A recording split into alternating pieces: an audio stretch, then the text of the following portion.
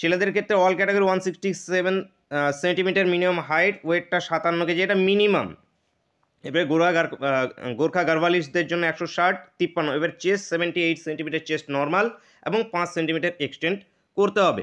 মেয়েদের ক্ষেত্রে all candidate এখানে 160 সেন্টিমিটার হাইট প্রয়োজন, 49 কেজি ওয়েট প্রয়োজন। এখানে চেস্টের ব্যাপার নেই মেয়েদের ক্ষেত্রে। গোর্খা গার্ভালিস্টদের জন্য এখানে 150 সেন্টিমিটার 152 সেন্টিমিটার মিনিমাম হাইট এবং ওয়েটটা 45 KG. Third gender 163 centimetre height এবং ওয়েটটা 52 কেজি।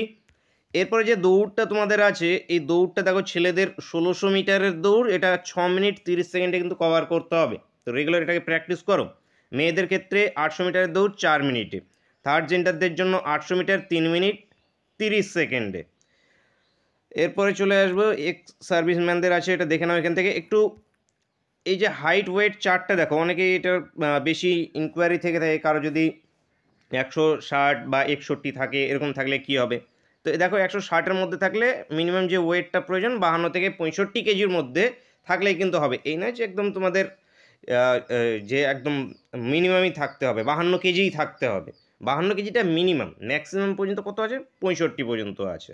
তো এটি চার্টটাকে একটু স্ক্রিনশট করে নাও, এটাকে একটু স্ক্রিনশট করে নিতে পারো।